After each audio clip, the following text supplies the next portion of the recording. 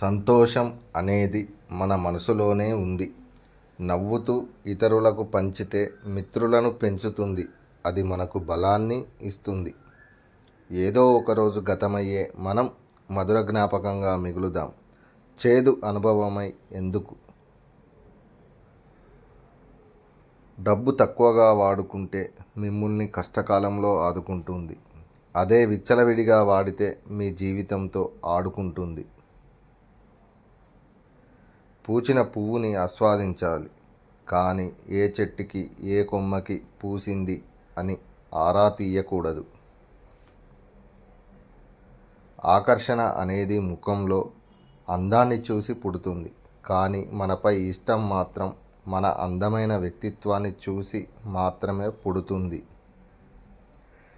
ఎవరినైనా సరే 10 మందిలో ప్రశంసించాలి, అవసరమైతే ఏకాంతంలో మందలించాలి. Please subscribe Motivation Cute.